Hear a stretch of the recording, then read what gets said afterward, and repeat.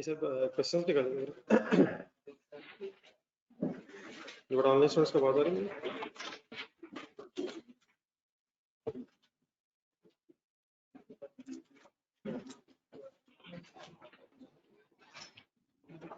तो क्वेश्चंस दिए थे, पेज नंबर बताइए, पेज नंबर बताइए।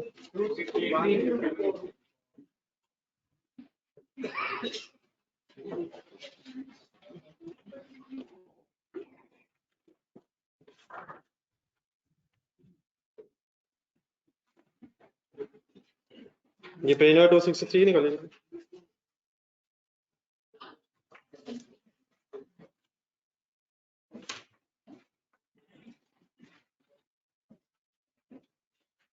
ये कोई है जरूरत क्वेश्चन नंबर 1 कोई है मसला?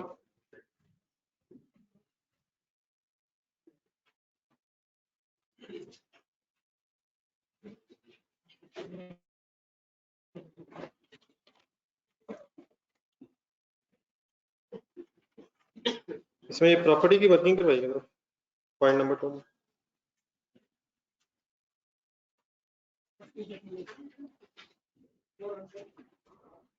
Plan debit surplus credit.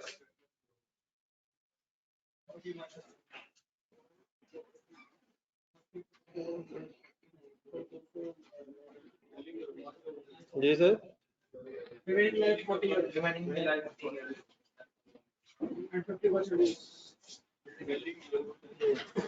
और यानी कि स्टार्ट हो गए, दे दिए मैंने पेज।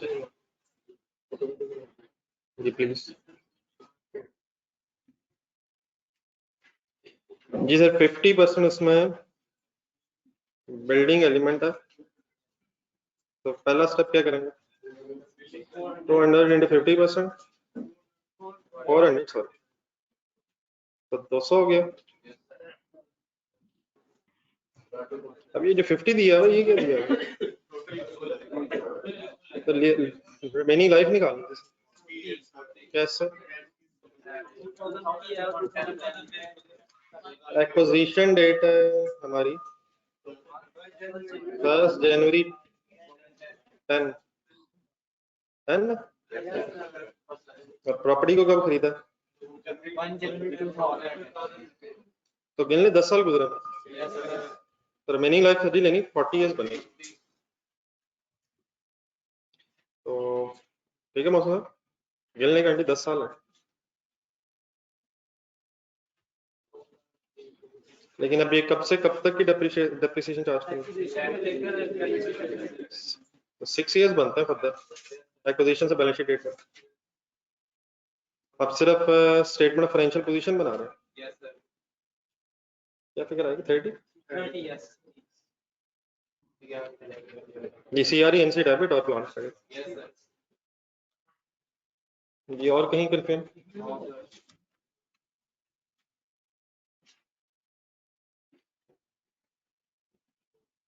एक छोटी सी वर्किंग है, नंबर 4 की देख लें।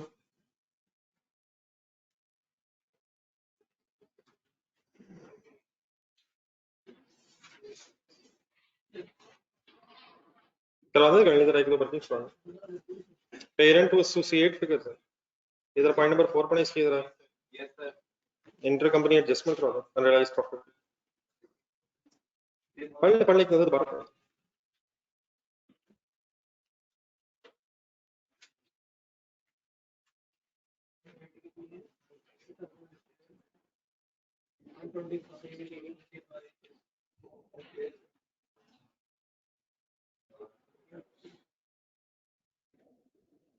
जी सर कितनी चीजें बेची? बल्कि एक तो मेरे पास सब्सिडी थी 100,000 सब्सिडी में, एसोसिएट वाला करवा दें। 80,000 डिवाइड बाय 125 into 25 16 क्या है? 100% analysis profit with in stock. Next step क्या होता है? into 30% investors share. 4.8 की फाइनल एंट्री देख के बताएंगे कि कॉस्ट ऑफ सेल डेबिट होनी थी, बैलेंस शीट सिर्फ बना रहे हैं लेकिन, तो 4.8 स्टॉक की जगह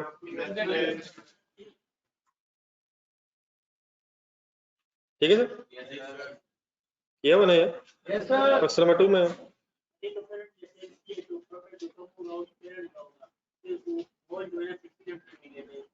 जाना है सर, खुदा का नाम है सर। पेरेंट का किस में प्रॉफिट कम होगा सर? कमाल है यार, कम पेरेंट का किस में प्रॉफिट कम होगा? तो कितने परसेंट इंटर ग्रुप ट्रांजैक्शन है? बाकी 70% चीजें पेरेंट ने किसको बेची हैं? आउटसाइडर्स को बेची हैं। ना करें सर, ये क्या बात कर, जुल्म है सर ये। वो तो अगर सब्सिडी को चीजें बेची हो तब भी 80% पेरेंट पे इफेक्ट आना चाहिए। फर्स्ट अगर 80-20, हाँ वहाँ जो बाकी 20% वो फिर एनसीई को इफेक्ट करता है। अब यहाँ एनसीई है नहीं, मतलब वहां भी पेरेंट ने अगर 80% प्रॉफिट उसका शेयर है तो 80% प्रॉफिट एलिमिनेट होना चाहिए, पेरेंट को जो इफेक्ट करेगा। जी सर, क्वेश्चन नंबर 2 सर। मेरा ख्याल इसमें है नहीं कोई इशू वैसे, सिंपल ही सवाल थे। चलो वाला पेज निकालना जो लास्ट क्लास में डिस्कस हो रहा था, उसमें क्वेश्चन नंबर 2 रहता है। ऑनलाइन स्टूडेंट्स कर लिए क्वेश्चन नंबर 2?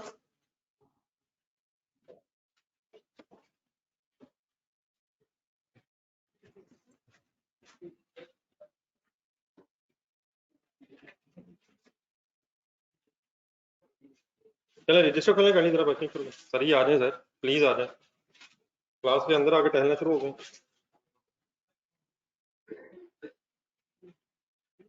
रिक्वायरमेंट बने सर, स्पीड अप हो रहा है। Prepare PL's consolidated statement of financial position as at 31st December 2019 in accordance with the requirements of the standards.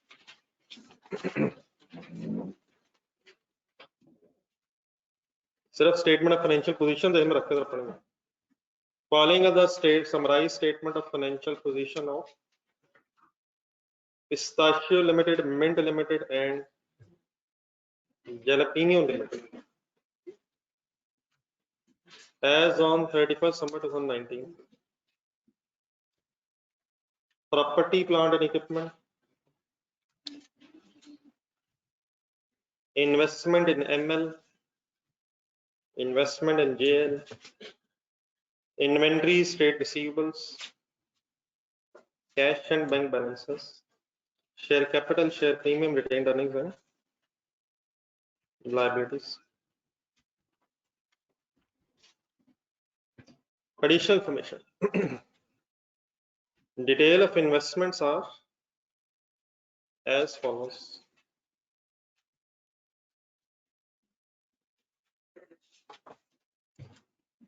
First January, 1st April,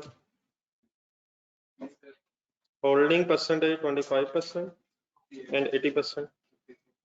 JL is associate, ML is subsidiary. Retained earnings of investee इस दिन का data है।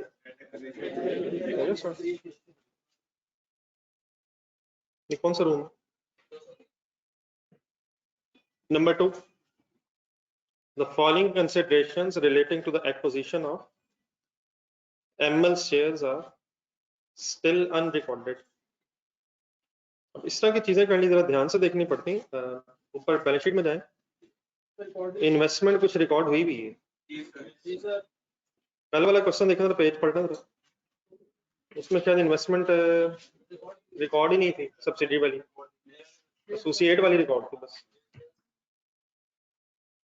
तो point number 2 में आप कहते हैं following consideration relating to acquisition of ML shares are still unrecorded, means कुछ शायद रिकॉर्डेड है, कुछ नहीं है। Transfer of PLs freehold land having carrying value and fair value of 88 million and 108 million respectively. अब इसको कोई गलत तरफ नहीं जाना, ये गलत पढ़ते ही पहुंच गए गलत। ये किसने क्या दिए? ये वो नहीं है जिधर निकल गए सारे। ये क्या हुआ? या पढ़ क्या नहीं इस वक्त? The following considerations relating to acquisition are still unrecorded. क्या पेरेंट अपनी कोई लैंड भी दी है? कितने वाली, कितने की?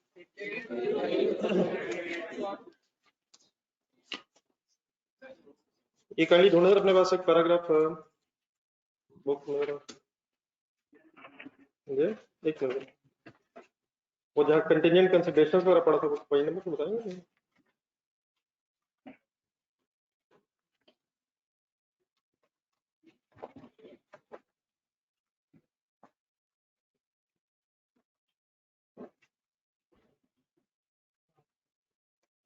पेज नंबर काइंडली ढूंढिएगा जरा 299।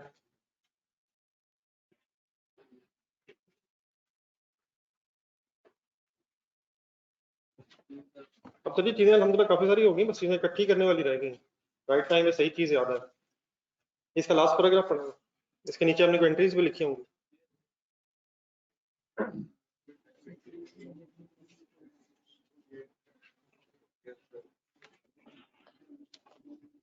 पेरेंट जो है कंसिडरेशन के तौर पे क्या क्या दे सकता है, पेज नंबर 297 पे भी है, ऊपर जरा 3 पॉइंट्स देखें ऊपर।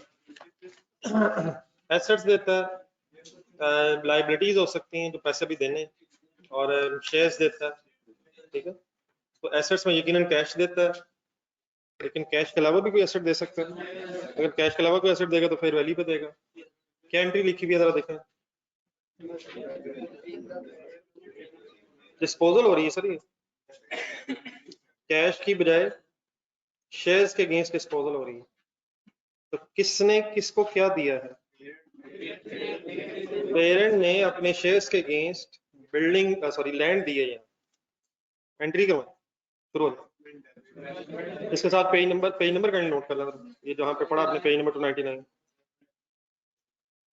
इन्वेस्टमेंट डेबिट, ये बिल्कुल ठीक है, बिल्कुल ठीक हो गया। लैंड कितने से क्रेडिट और गेन है, ये प्रॉफिट लॉस में जाना। It is a gain of disposal, it is not at such revaluation. Simply किसको बेच के शायद क्या लिए,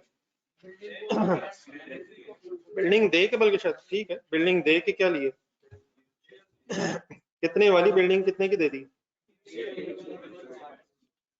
तो investment debit bye 108, 9 credit by 88 and 20।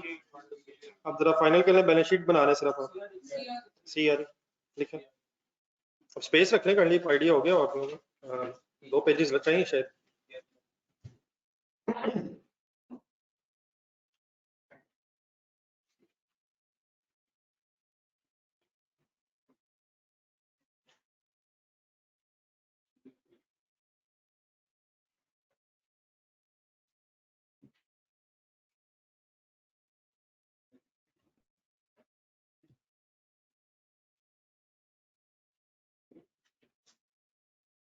Done है सर।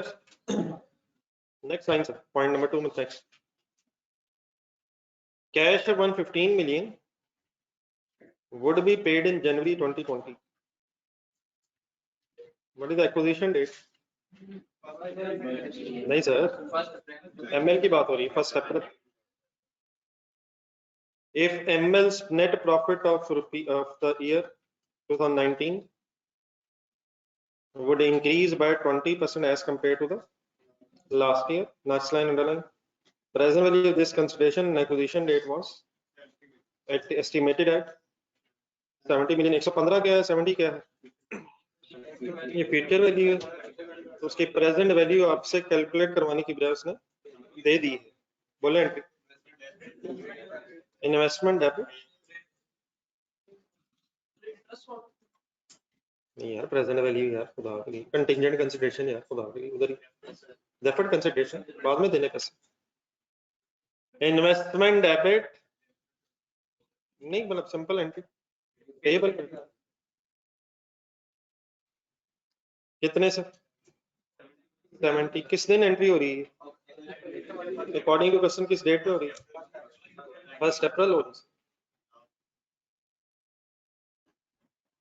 ठीक है जी, बाकी फिर अभी डिस्काउंट रेट ढूंढेंगे, अगर इसकी अनवाइंडिंग करनी है तो इसकी अनवाइंडिंग करेंगे, डिफरेंस भी ले सकते हैं, लेकिन पहले जी sir. Point number 3, on the date of investment the fair value of each share of ML and JL were rupees। ये ML JL कौन है, तो इनकी शेयर प्राइस की क्या जरूरत पड़ती है,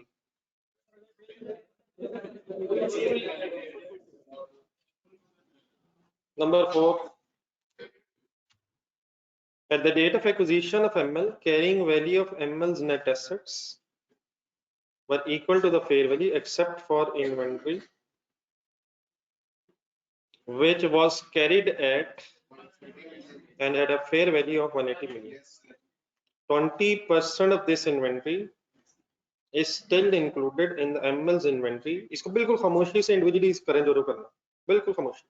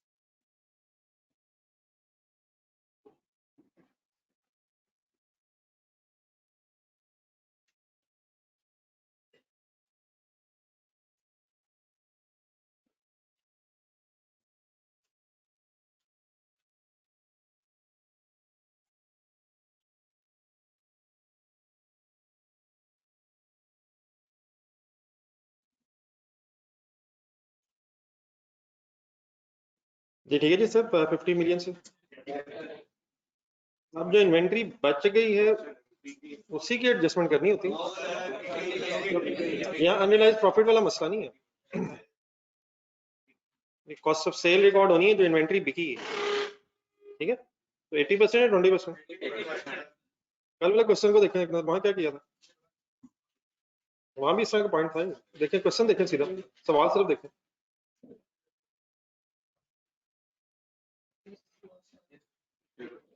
नहीं यार, मेरे ख्याल इस तरह की एडजस्टमेंट कल भी थी. नहीं लॉस के बाद चले, लॉस आ गया होगा, लेकिन मतलब बाद में सेल इन्वेंट्री बिकी है मेरे ख्याल, सारी सेल हो. जी sir, 40 double entry. CRE NC कितने कितने डबल, 92 8, 80% बना हुआ है. और इन्वेंट्री क्रेडिट 40.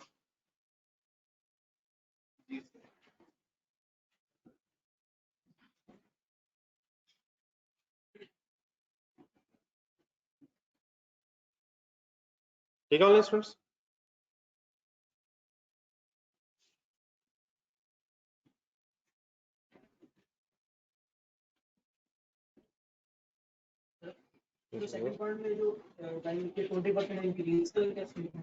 पिछले साल के मुकाबले में अगर बढ़ेगा तो वो तो आपको तभी पता चलेगा जब अगला साल आ जाएगा.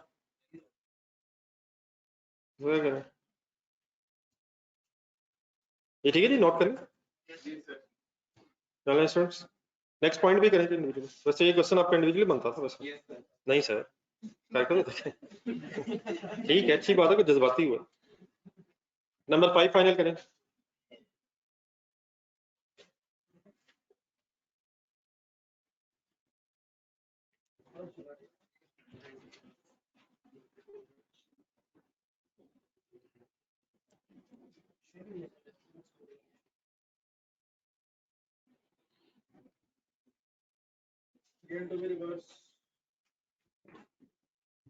फाइनल करें इंडिविजुअली.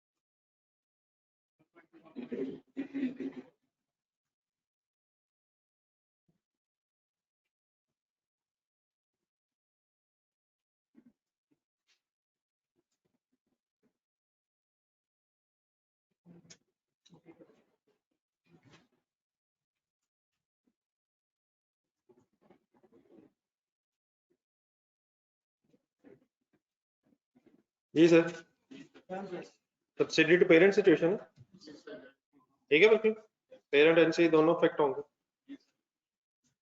होगी वर्किंग, एनी कंफ्यूजन?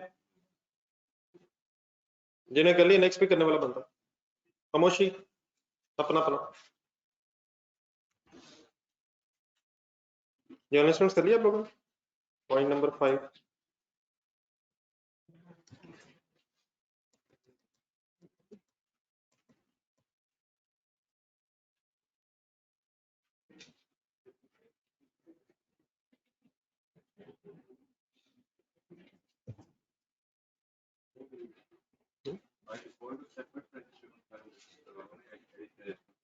जी जी सेपरेट बनी हुई है, हमने कंसोलिडेटेड बना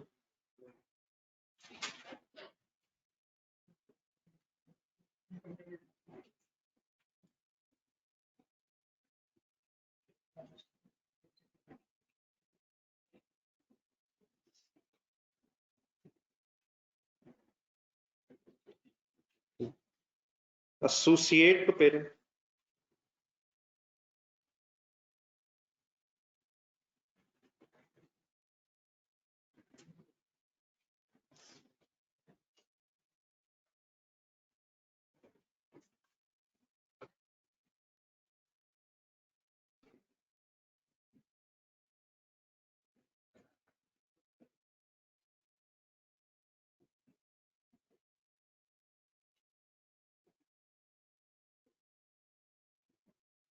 क्या इशू है सर? इसने रिकॉर्डिंग की तो हुई है,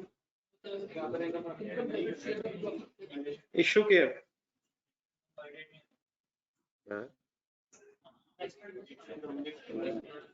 कहाँ से निकाल के कहाँ लेके जाना?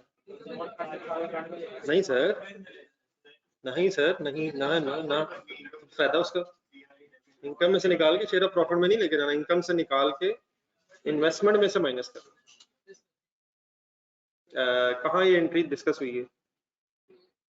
होगी कहीं यार, ढूंढे जरा बुक में से ढूंढ, पेज नंबर ढूंढ के बताएंगे जरा, डिविडेंड डिस्ट्रीब्यूशन बाय एसोसिएट, जहाँ इंटर कंपनी एडजस्टमेंट्स डिस्कस हुई होंगी, बल्कि उसकी जगह मेरे ख्याल वो एंट्रीज देखे हैं, वो जो इक्विटी मेथड वाली शुरू में एंट्रीज की थी पेरेंट की सेपरेट फाइनेंशियल स्टेटमेंट्स में, तो अदर इनकम ठीक है रिकॉर्ड होनी चाहिए अगर डिविडेंड डिस्ट्रीब्यूट हुआ तो।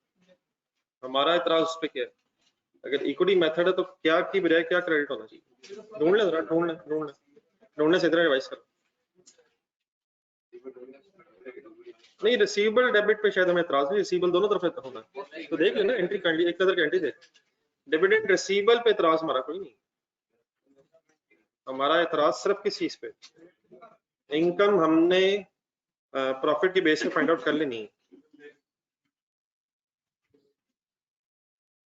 प्रॉब्लम क्या है, डिविडेंड मिलने से इन्वेस्टमेंट क्रेडिट या इनकम क्रेडिट, वो थर्ड एंट्री में जो फर्क है, इसकी रेक्टिफाइंग एंट्री बताएं।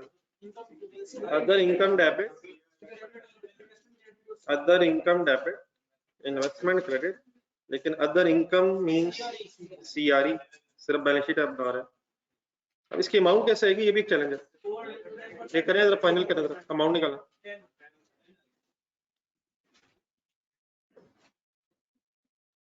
मत करें सर जी, मत करें, चीजें काफी सारी हो जाती हैं, मिक्सअप हो जाती हैं। एसोसिएट ने कितने परसेंट डिविडेंड डिक्लेयर किया? पहले तो अमाउंट कैसे आएगी, शेयर कैपिटल इंटू 10%, ये हो गया 40। अब ये 40 है total dividend of associate to its shareholders, into 25% parent ने रिकॉर्ड किया होगा अपना हिस्सा, दैट इज 10, ठीक है जी।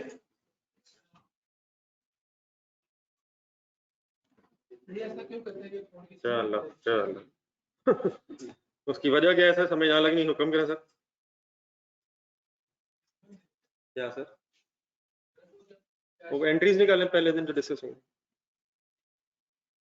जब हमने प्रॉफिट का शेयर रिकॉर्ड कर लिया है तो डिविडेंड इनकम मिलने से हमारा रिसीवेबल कम होना है या इनकम बढ़नी है? फर्स्ट डे पे 3 एंट्रीज लिखी थी, 3 और 3 4। अगर कॉस्ट मेथड है तो इनकम क्रेडिट, क्योंकि पहले आपने शेयर ऑफ प्रॉफिट नहीं लिया होगा, और अगर इक्विटी मेथड है तो शेयर ऑफ प्रॉफिट लेने से इनकम क्रेडिट करके इनकम फिर क्रेडिट डबल हो जाएगी। तो थर्ड एंट्री लिखी हुई है, देखें, रिसीवेबल डेबिट और इन्वेस्टमेंट क्रेडिट होना चाहिए। तो सेपरेट फाइनेंशियल स्टेटमेंट में अदर इनकम क्रेडिट हुई हुई है तो उसको अदर इनकम डेबिट और इन्वेस्टमेंट क्रेडिट, ठीक है। तो कॉस्ट मेथड के तौर पे तो ये ठीक है, लेकिन इक्विटी मेथड में कहां से कहां ना, इनकम से निकाल के इन्वेस्टमेंट की तरफ आना, ठीक है सर। नेक्स्ट भी करने वाला बनता सर, खामोशी से।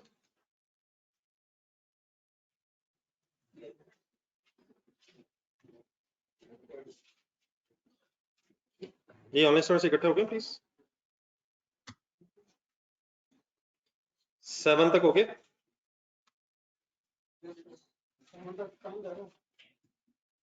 सॉरी 6 तक।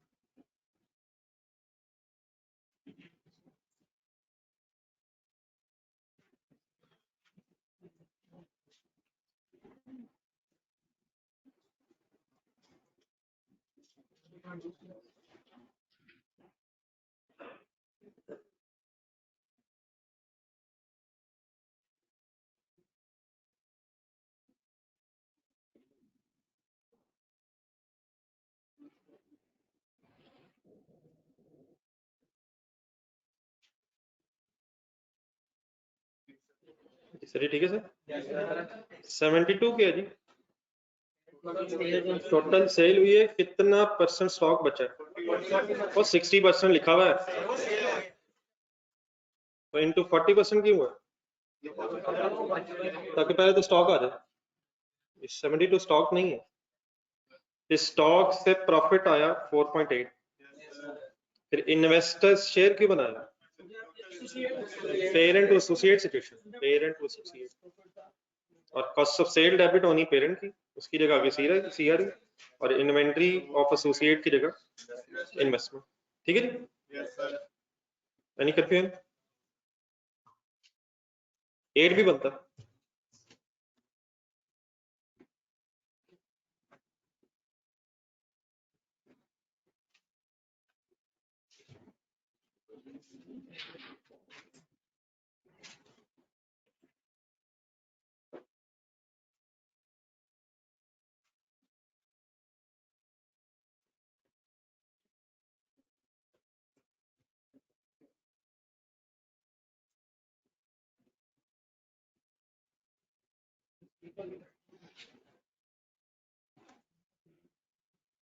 एंट्री बता दो। इन्ना लिल्लाहि व इन्ना इलैहि। और इंटर कंपनी बैलेंसेस एसोसिएट के ढूंढे। Inter company balances are not इससे काटने पैराग्राफ ढूंढ के बताएं कौन सा। नहीं पैराग्राफ पढ़ा था लास्ट में। किसका किससे रिसीवेबल है?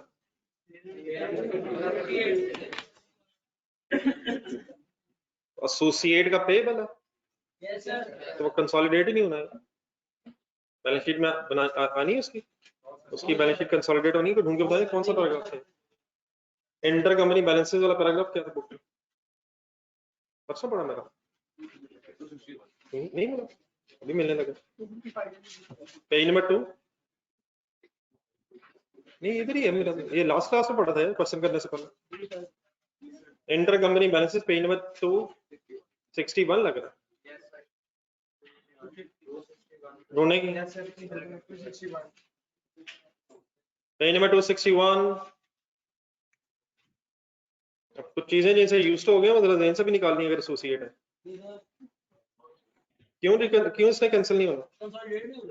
कंसोलिडेट किसने कंसोलिडेट ही नहीं होना, मतलब कंसोलिडेट इन सेंस मतलब टोटल प्लस नहीं होना। तो इंटर कंपनी बैलेंसेस सेंटेंस बोलना जरा देखते हो। Inter company balances between parent and associate not cancelled as they were cancelled in parent and subsidiary relationship. इसका सही कुछ नहीं होना। नंबर 9 बनता सर।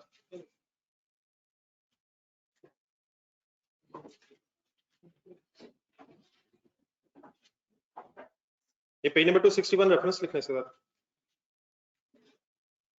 ये अपनी वर्किंग में भी एक सेंटेंस लिखते हैं, पॉइंट नंबर 8 लिखते, no adjustment of inter group balances between investor and associate. मैं आप सॉल्व कर रहा हूं पेज नंबर 261।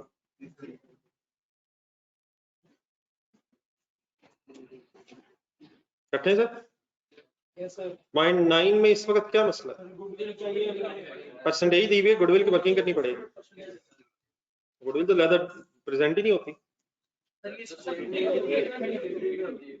नंबर 9 पढ़ के एनसी की फेयर वैल्यू कैलकुलेट कर।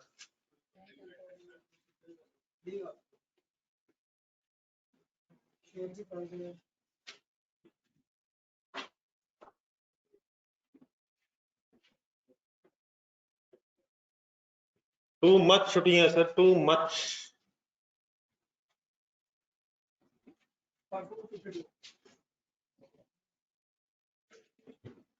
DL Mayer's NC interest at acquisition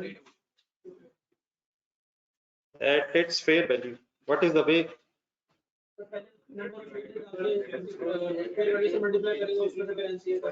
700, hopefully अब ये चीजें रिपीट हो रही हैं। 700 divided by 10 to get 70 million shares multiplied by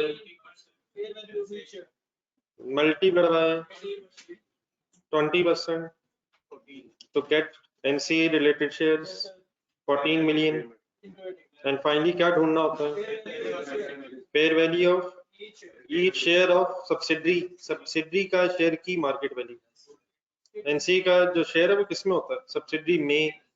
तो 18 देख के बोले क्या है, क्या क्या क्या है ये? क्या चाहिए क्या चाहिए क्या चाहिए? सब्सिडरी के शेयर की मार्केट वैल्यू एक्विजिशन डेट पे चाहिए होती है।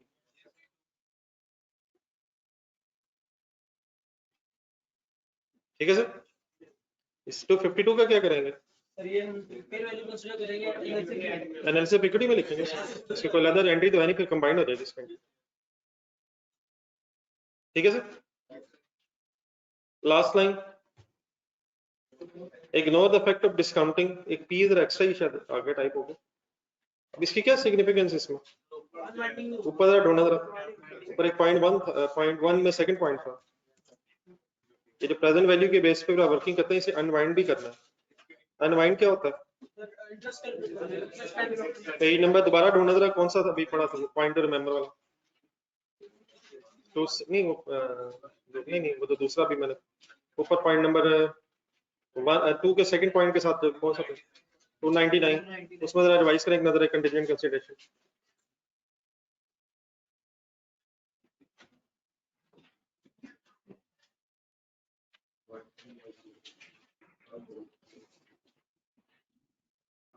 एक्विजिशन डेट पे प्रेजेंट वैल्यू के बस प्रेजेंट वैल्यू के बेस पे आप वर्किंग कर लेंगे एंड देन फिर जैसे जैसे टाइम पीरियड गुजरता जाएगा क्या एंट्री करेंगे,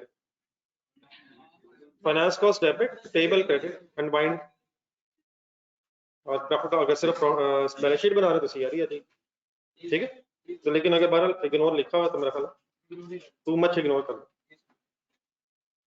हाँ एनालिसिस की तरफ करें जी, analysis of equity of subsidiary and associate. Simple माने तरफ इंडिविजुअली करें।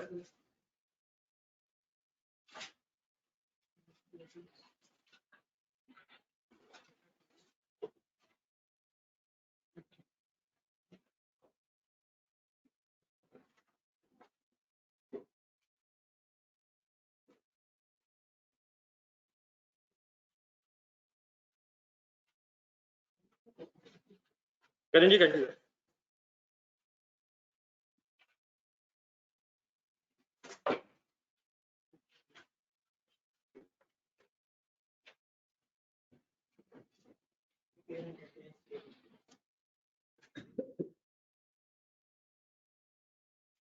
क्या निकाल के छोड़ना सर आज मोबाइल से सर, लगता है फैसला कर ही लिया कि निकाल के छोड़ना।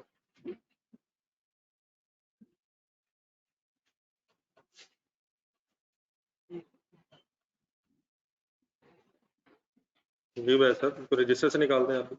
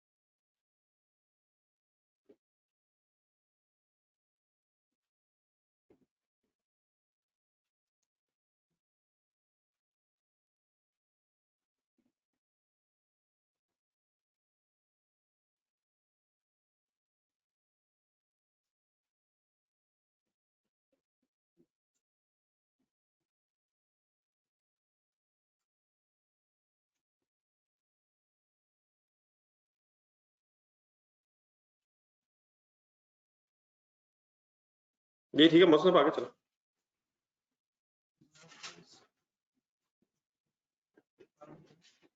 करते जाइए क्या होंगे अब। तो फिर अब नहीं बोले शेयर कैपिटल 700, शेयर प्रीमियम 100, आगे चल रही ना भाई क्या हो गया। मगर सर जी क्या हो गया, करते रहे दोनों एनालिसिस ऑफ इक्विटी कंप्लीट करें।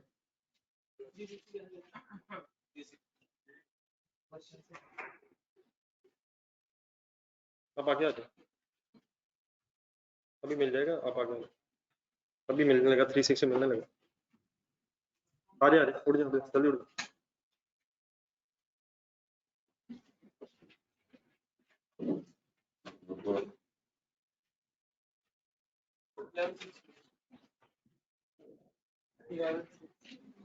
तो बैठ करो, वर्किंग किसने क्या बताओ यार, खुद आकर नाम वर्किंग कंप्लीट करो ये पूरा पूरा कंप्लीट करें। क्या होगी नहीं मैं नहीं साथ साथ कर रहा, गुडविल होगी लोगों की गुडविल करके। मैं कैलकुलेटर अपना रख लेता हूँ, मेरे सामने आंसर है।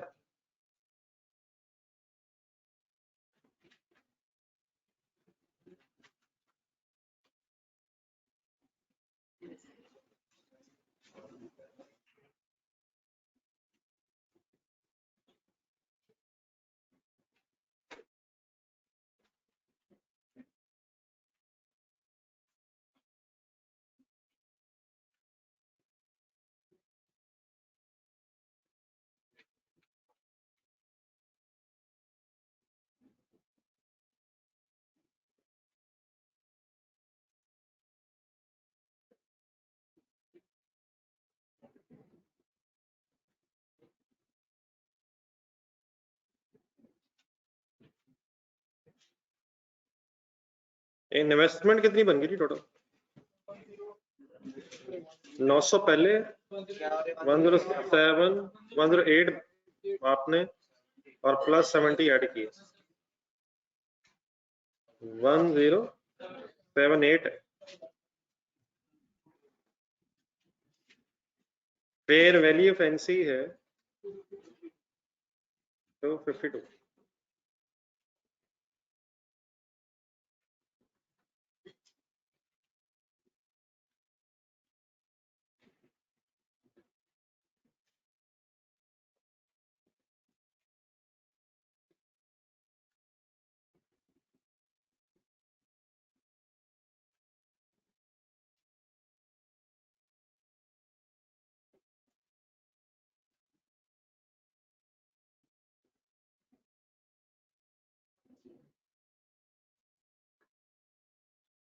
ठीक है सर, गुडविल आ गई सब? कितनी टोटल आ गई? 120। ठीक है,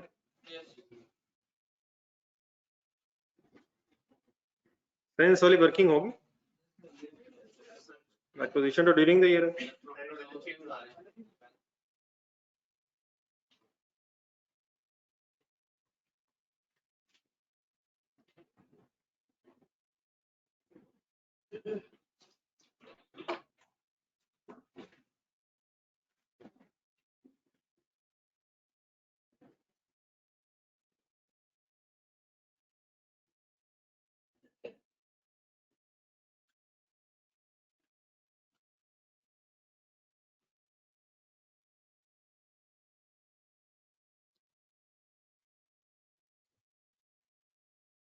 एसोसिएट वाली वर्किंग शुरू करने देगा, यहाँ तक होगी।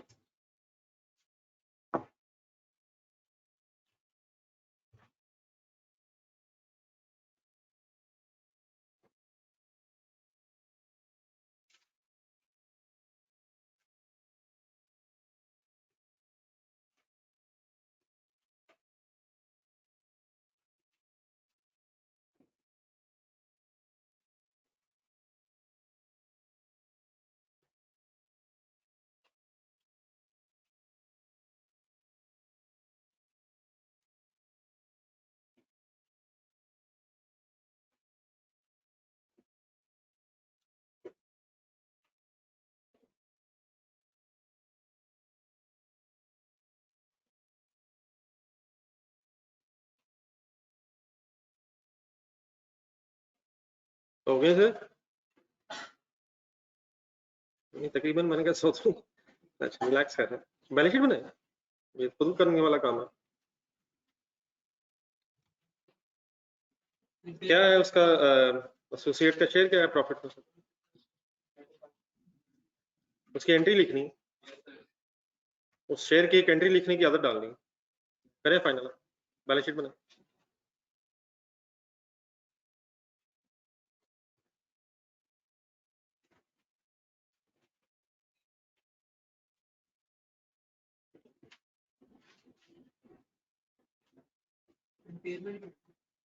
ये बिल्कुल ठीक है, इम्पेयरमेंट की एंट्री भी करना है।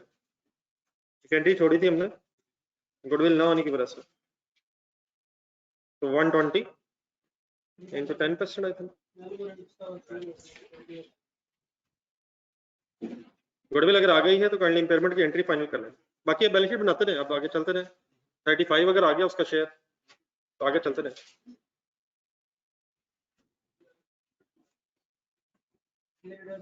CRE NC debit, goodwill credit.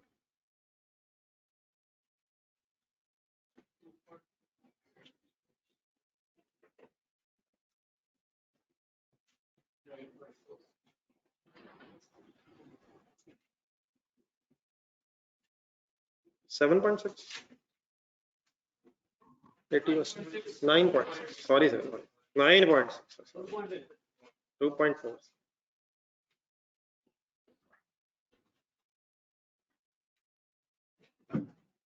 तो लगता है अल्हम्दुलिल्लाह 2 नंबर ही खत्म हो जानी इस दुनिया से।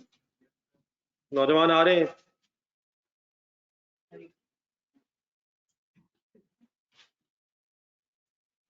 जी सर, आगे चलते रहे, बैलेंस शीट कंप्लीट करें, एनालिसिस ऑफ इक्विटी एसोसिएट करें, बैलेंस शीट शुरू करें।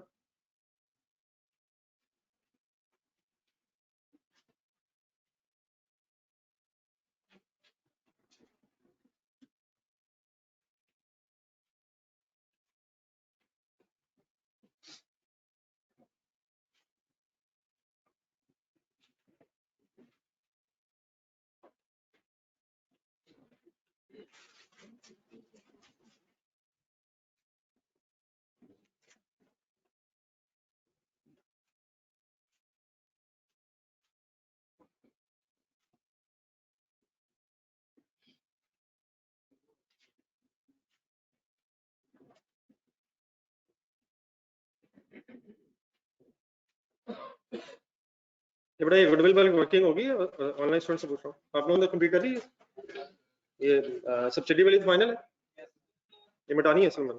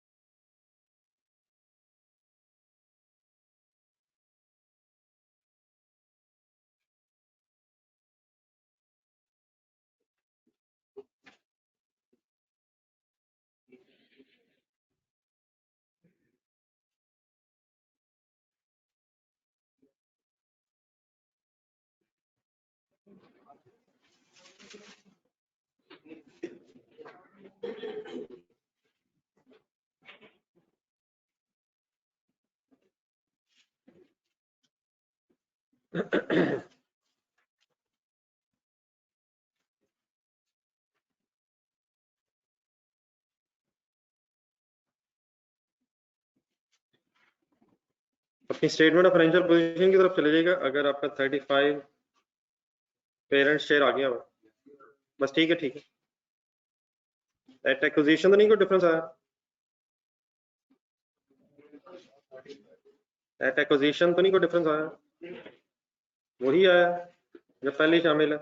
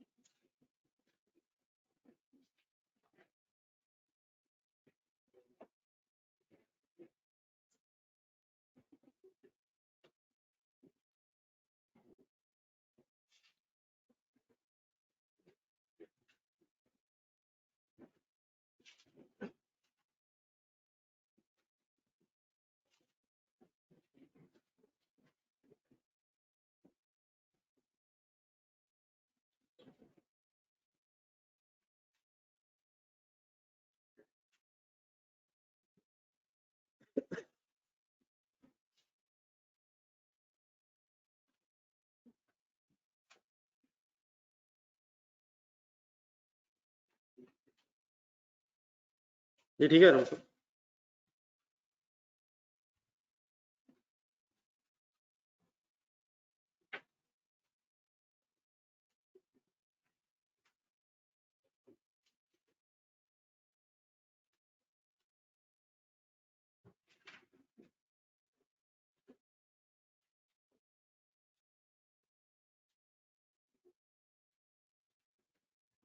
Okay sir, statement of financial position हुक्म कौन सा 340?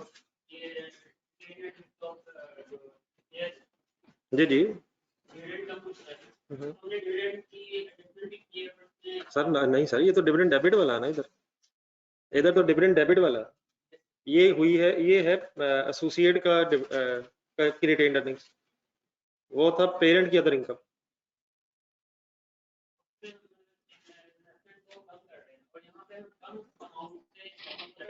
सर इसीलिए तो नेट इफेक्ट सेम हो रहा है शायद। नहीं सर डबल नहीं शायद, अगर उसने डिविडेंड दे दिए सर जी हमने ये ना करें, ये गलत तरफ चले गया। हमने क्या डिविडेंड रिकॉर्ड नहीं करना, तो हमने वो डिविडेंड रिवर्स तो नहीं किया। हमने जब प्रॉफिट का शेयर लिया इसमें ले लिया ना हमने, तो इसमें ले लिया ना प्रॉफिट का शेयर,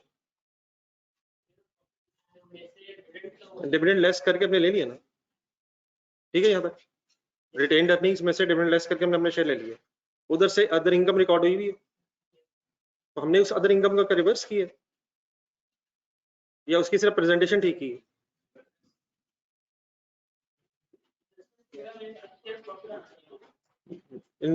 शेयर ऑफ प्रॉफिट में 35 में आ गया नहीं सारा शेयर? पहले इधर ये बताएं, उधर हमने डिविडेंड इनकम रिवर्स किया या उसकी प्रेजेंटेशन ठीक की?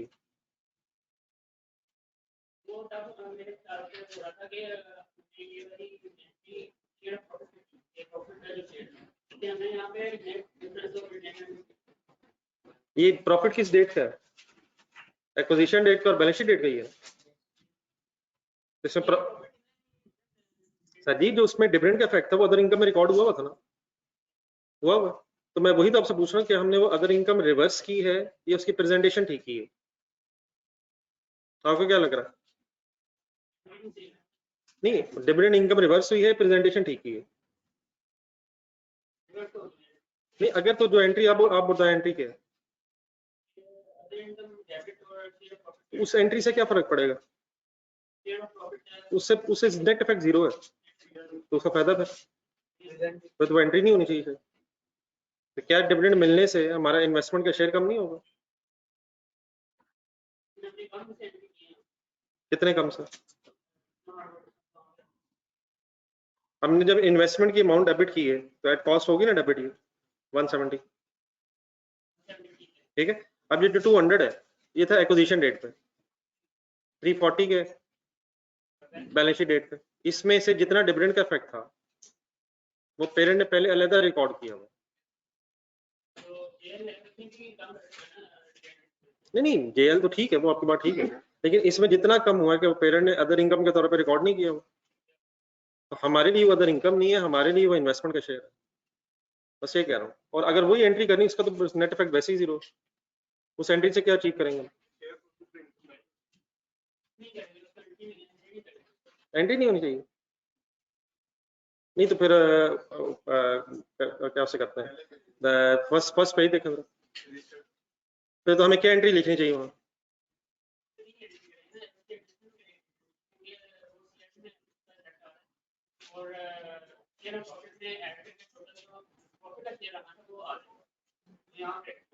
मेरे एक दफा दोबारा एंट्री सामने रख लें, फिर मैं दोबारा डिस्कस कर लें। अरे आप कंप्लीट करेंगे, आप बैलेंस शीट बना रहे हैं? नहीं सर,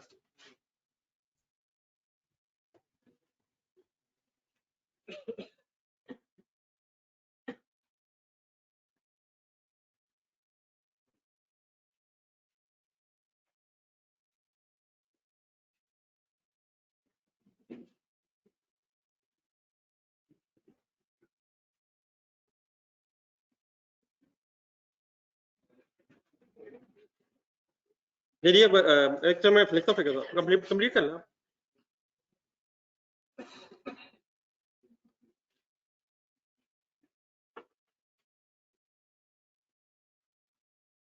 बेटा जो आप क्वेश्चंस पूछ रहे हैं ये सिर्फ आपका खौफ है जो आपके जहन में आ रहा है बार बार।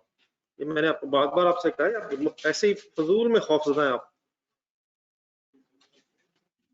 ये लिख रहा हूँ इसलिए तो लिख रहा हूँ कि लिखना है।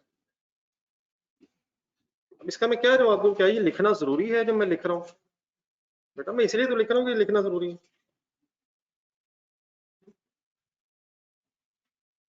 आप खौफजदा हो रहे हैं। क्या टोटल करना जरूरी है? बेटा इसलिए तो कर रहा हूँ। इसका मैं क्या जवाब दूं? आप ही मेरी को हेल्प करें। क्या जो मैं लिख रहा हूँ ये लिखना जरूरी है? अब बेटा इसका मैं क्या जवाब दूं? क्या मैं टोटल कर रहा हूँ इसका टोटल करना जरूरी है? इसलिए तो बेटा कर रहा हूँ कि जरूरी।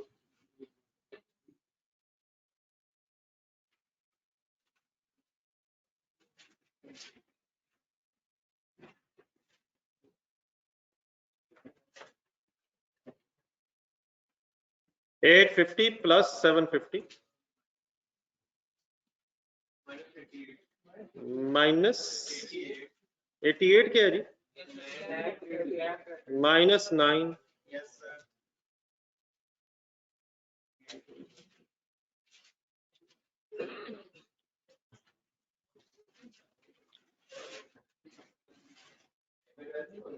जी क्या?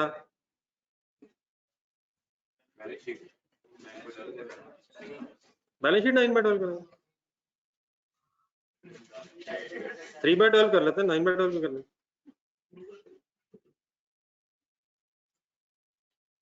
तो पहले पिछले क्वेश्चन ठीक करें, मैं करता हूँ ये। आप क्वेश्चन नंबर 11 से शुरू करें जरा ठीक करने क्वेश्चन, मैं जरा आता हूँ वापस। और आपका मिशन ये है कि कल आपने छुट्टी करनी है, और हो सके तो अगला पूरा वीक करें ताकि आराम से अगले मंडे को डिस्कस करें कि ये मल्टीप्लाइड बाय 5 भी होना है बाद में। ये सर इन किस इन्वेस्टमेंट के लिए गुडविल आ गई सर? चलें सॉरी, आप कंप्लीट करें, मेरा ख्याल कर लें, करें।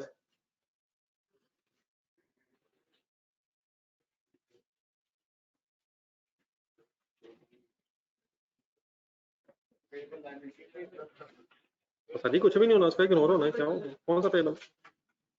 हाँ जी, वो मेरा ख्याल है अलग प्रेजेंटेशन रखें ताकि आपको नजर आए। जो आप लाइब्रेरीज बना रहे हैं उसको अलग कर लें, वैसे तो लाइब्रेरीज में इकट्ठा हो सकता है, ऑलरेडी लाइब्रेरीज आ रही हैं, अलग कर लें या उसको इकट्ठा वो। जी सर, जी सर 12, सॉरी सर। 170/35 minus 10.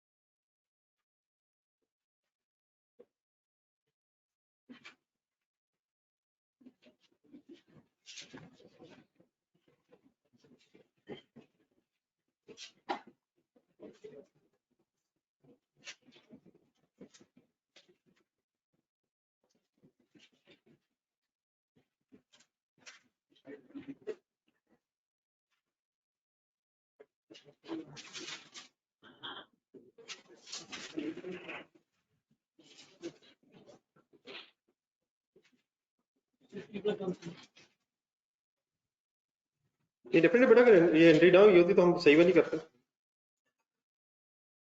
लेकिन ये भी जहन में रखें अगर क्वेश्चन साइलेंट हो तो फिर सारी सही एंट्रीज सेपरेट फाइनेंशियल स्टेटमेंट्स में हो गई होंगी। ठीक है, वही होनी।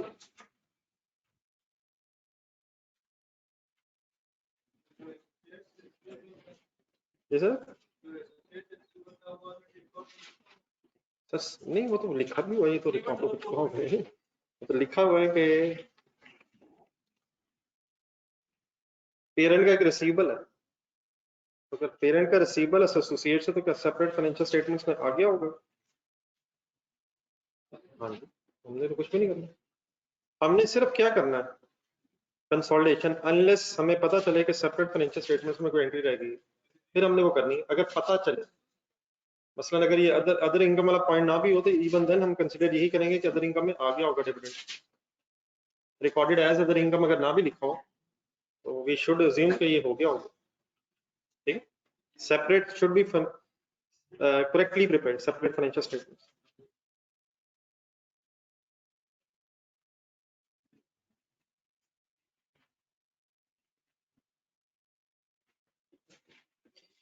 ये इधर इक्वली मैच कर दीजिएगा सर, कर लें, आप कंप्लीट कर लें, कंप्लीट हो गया फिर ठीक है, वरना कर लें शेयर प्रीमियम।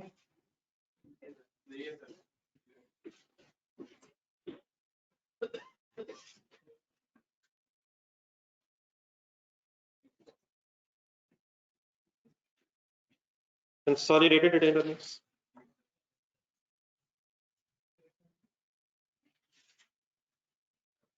$780,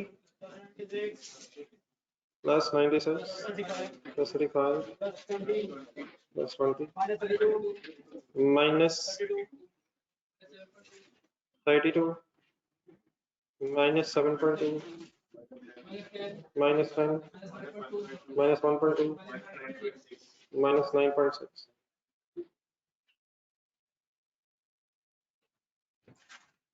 Final answer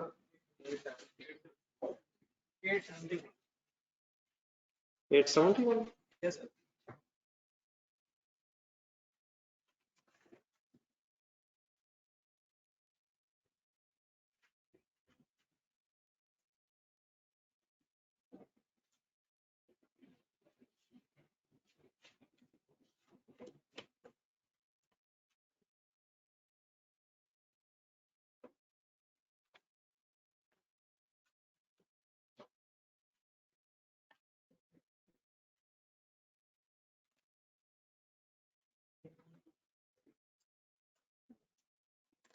ये शेयर प्रीमियम नहीं था मेरे ख्याल इसका, सब्सिडी का था शेयर, टोटल हो गया डबल टू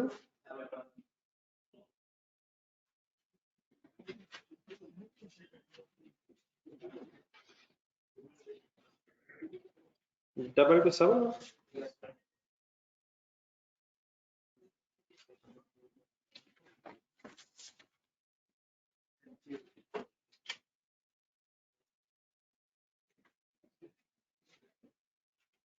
जी सर, ये इनफिगर्स का नाम सुन रहा था, 780 कहाँ से आया सर? पेरेंट की बैलेंस शीट से 96 आया है analysis of equity of subsidiary से, 35 आया analysis of equity of associate से, 20 आया है पहला गेन जो लैंड की डिस्पोजल पे गेन हुआ था, एंट्रीज में देखें. देन उसके बाद 32 आया है इन्वेंट्री की सेल में से सीआरई, 7.2 आया है मशीन की डिस्पोजल का गेन रिवर्स, 10 आया है डिविडेंड रिवर्स, 1.2 आया है पेरेंट टू एसोसिएट जो स्टॉक सेल हुई थी, सेल हुआ था, और गुडविल की इंपेयरमेंट लॉस है. एनसी की वर्किंग ये ठीक है बेटा ऑनलाइन स्टूडेंट्स? 871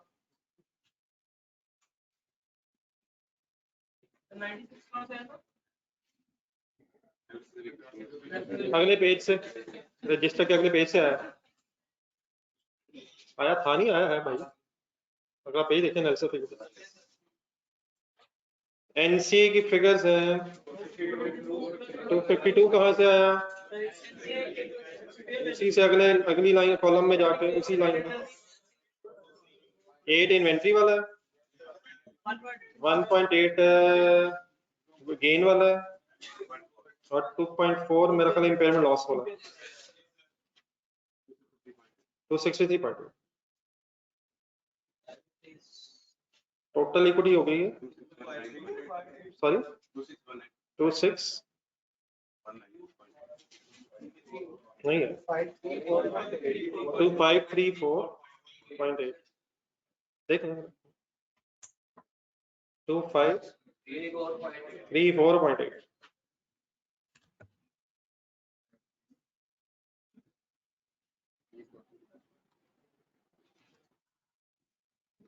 लायबिलिटीज में 340 प्लस 180, अब एक 70 एसी में प्लस करना है यार, और पेबल वाला 635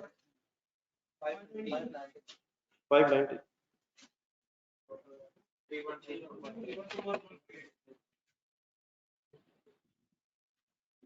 31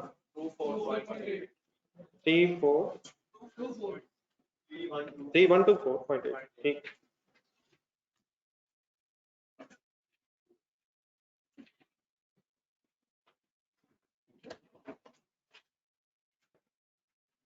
Three four 3124 3124.8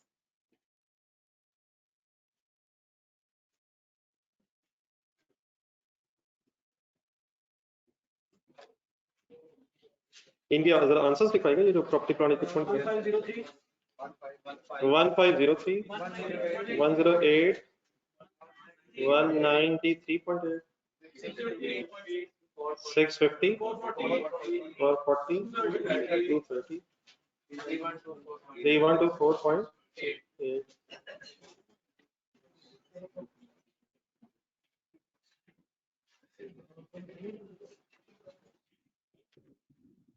ये फिगर से कंसाइल करने से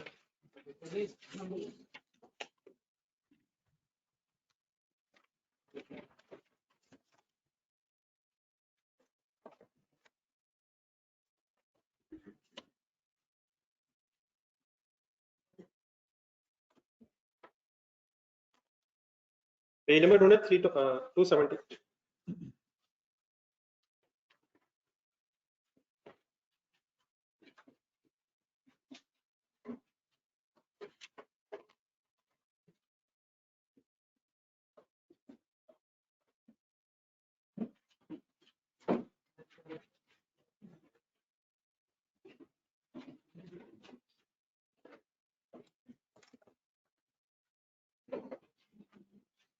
सिर्फ ये जो कंसोलिडेशन है जिससे हम खड़े हैं, कंसोलिडेशन में अब नए स्टैंडर्ड्स ऐड होंगे, मतलब मींस जो अब हमने नेक्स्ट स्टैंडर्ड्स पढ़ना है, यहाँ तक जितने स्टैंडर्ड्स पढ़े हैं उसकी बेस पे तो मतलब कॉन्सेप्ट इसका यही है, बाकी अब नए स्टैंडर्ड्स जो बीच में आएंगे उनके जो इफेक्ट्स कंसोलिडेशन पे वो फिर हम डेफिनेटली साथ साथ ही कर सकेंगे। तो आप फिलहाल यहाँ तक इस तरह करें कि पढ़े जरा पेज नंबर 270 वाला क्वेश्चन।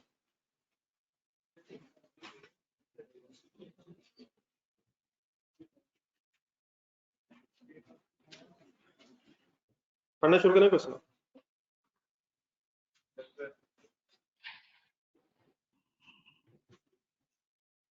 ये सर पेज नंबर बता दें सर।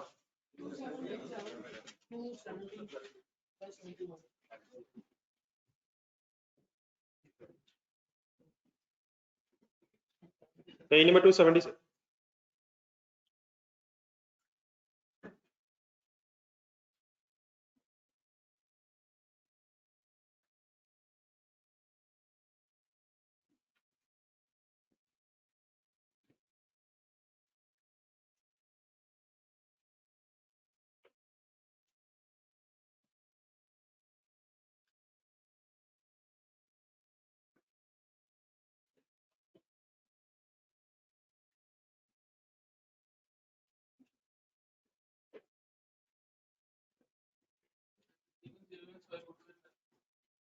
नहीं, बिल्कुल सिंपल सा सवाल है सर, बिल्कुल एक मासूम सा क्वेश्चन है, तो पढ़ें तो सर।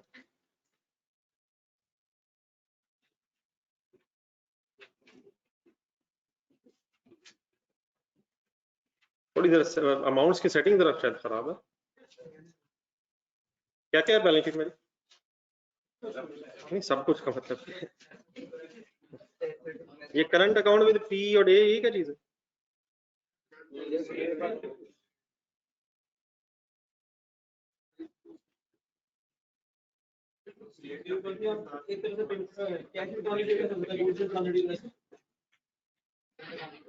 एडिशन फॉर्मेशन में नहीं, मतलब ऐसा बैलेंस शीट में कोई इशू तो नहीं है।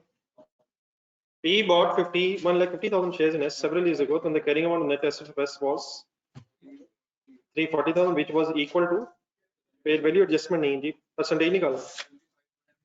1 रुपए का शेयर है, जज्बाती भी ना हुआ करें तो देख लेना चाहिए, समटाइम शेयर में मसला हो सकता है। 150,000 against 2 lakh. P bought 30,000 shares in A several years ago when A's accumulated profits were 1,50,000, 30%. There has been no change. There has been no change. दोनों की एक्विजिशन डेट पुरानी है। There has been impairment of 20,000 of goodwill relating to the investment in S, but no impairment in the value of A. जी नहीं, वो तो आगे में था। At 31st December 2015, next page है शायद।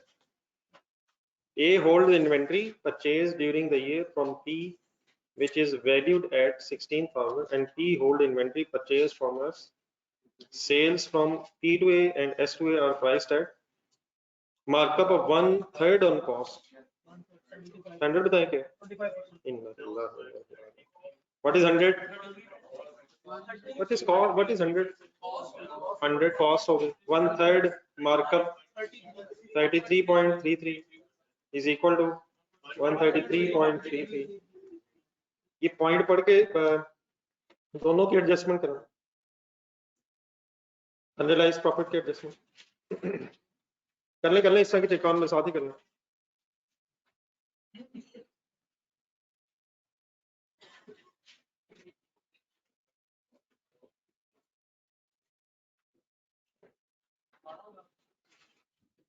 ना कर यार बैंक पास करो.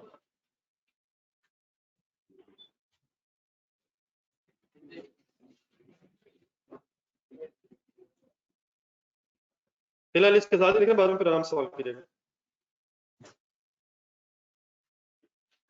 P to A.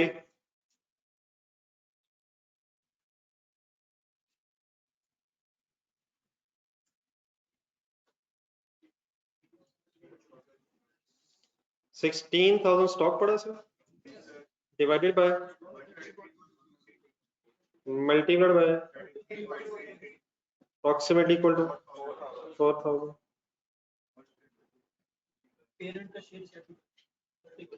Multiplied by, ढूंढने जरा पिछले पेज पे 30%, 30,000 शेयर्स है into 30%.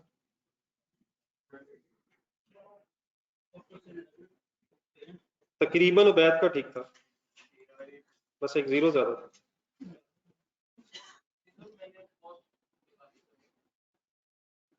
Good effort sir. Associate का बेचा ना इसमें, फिर एसोसिएट का इन्वेस्टर शेयर लेना बीच में. फाइनल डबल एंट्री सोच सिर्फ बैलेंस शीट बना रहे सर.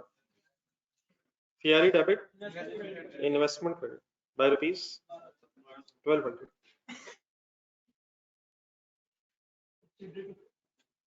ये सब्सिडी टू पेरेंट भी है शायद. परचेज फ्रॉम एस करने से.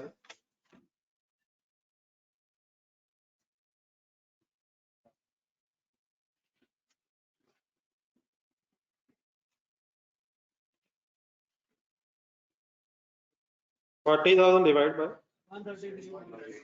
133.33 into 33.33. 10,000. अब 10,000 का पहले इन्वेस्टर शेयर निकालना है. पेरेंट सब्सिडी रिलेशनशिप में अब सीआरई एनसी दोनों का फैक्टर है. सब्सिडी ने बेचा 7,500 2,500 स्टॉक क्रेडिट. तो असल में बस ये चैलेंज है ना कि आप किसकी वर्किंग कर रहे हैं और अकॉर्डिंगली सही तरफ जाना है.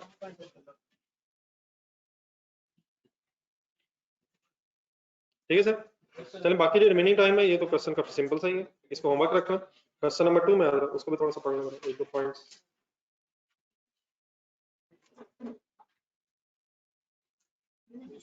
नोट कर लिए, पढ़ना शुरू करें.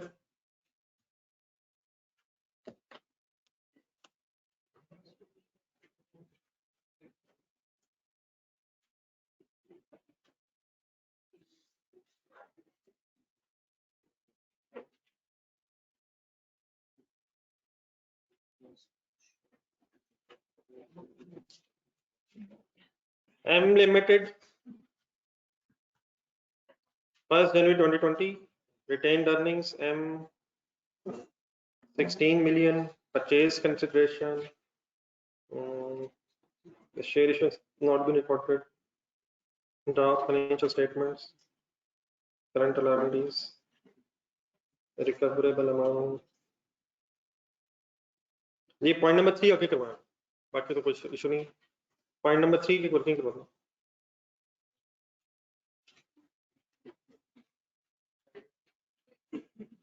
नेक्स्ट पेज है, यही पेज क्वेश्चन नंबर 2 में.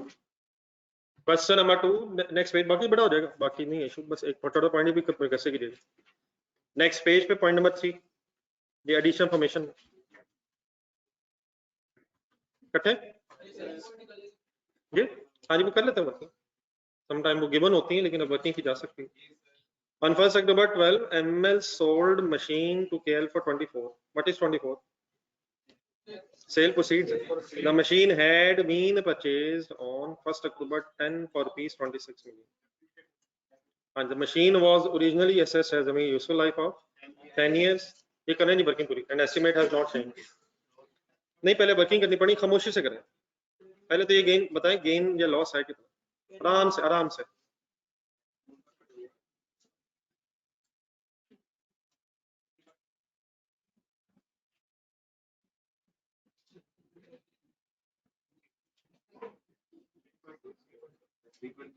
ठीक है. WDV कैसे बनाई आपने? 26 minus 26 divided by 10 into 2.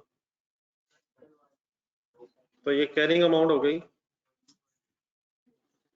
20.8. 2 साल समझ आ गए सर? पूरे ही 2 बन रहे हैं. 1 अक्टूबर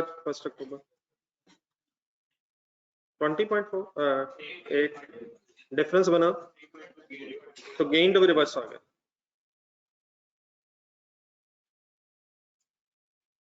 गेन टू रिवर्स का मतलब डेबिट. डेप्रिसिएशन का डिसीजन है.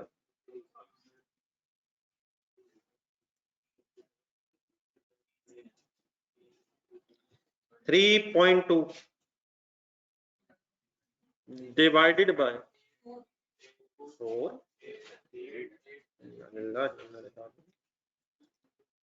divided by 10. वो कहते हैं एस्टिमेट नहीं बदला, इसीलिए तो 8 ले रहे हैं. बचपन याद करें सर. अगर यहाँ 10 लिख दें आप, वो हम 12 बना देंगे, तो रिमेनिंग क्यों ले रहे हैं? क्योंकि एस्टिमेट नहीं बदला, रिमेनिंग लेना. और इनटू सोच के कब बेचा 31 दिसंबर 12 तक आना. 3/12 नहीं, मतलब फाइनल करना sir. Where is divide by 8? Why divide by 8 given तो है नहीं, तो निकाल ली. 3/12 कहां से कहां तक? 1 अक्टूबर से लेके 31 दिसंबर 12 तक. तो वो तो 1 अक्टूबर 10 है. डिस्पोजल से लेके ईयर एंड तक. डिस्पोजल से मिस्टर माइयो लगता है कल बिल्कुल टाइम नहीं मिला पढ़ाई का,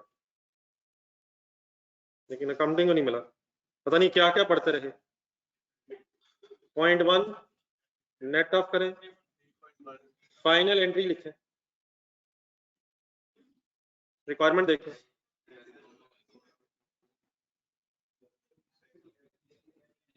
CRE NCE क्यों डेबिट? सब्सिडी टू पेरेंट है. पिछला पेज देख लें. MLQL सब्सिडी टू पेरेंट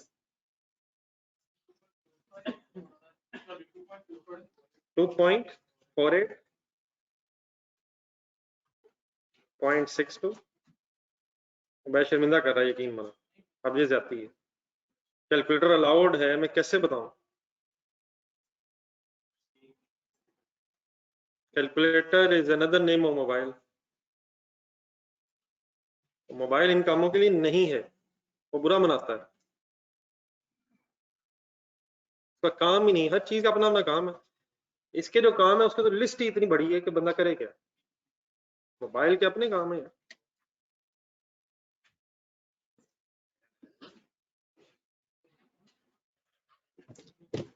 ठीक है सर. ये 2 क्वेश्चंस काइंडली यार होमवर्क रखें, मेरा ख्याल आराम से हो रहे हैं. अब इस तरह करें, कोई परसों में मैक्सिमम कोई टेस्ट रख लें इसका. लेकिन 2 घंटे का होना चाहिए. 3 सवाल होंगे. सिर्फ कंसोलिडेशन का रखो, ये जितना को हुआ है. तो कल का दिन रख लेते हैं साथ, फिर परसों का रख लेते हैं, कोई टाइम डिसाइड कर लेते. नहीं, पहले ये 2 बस करें ना, फिर बाकी कल करें. कल बता दूं तो जो रिवाइज करना है, या 2 ये जो कल परसों में इनको देख लें अगर रिवाइज करना. बाकी कल फिर बता दो. तो पहले इन 2 को फाइनल करें. अल्लाह हाफिज़.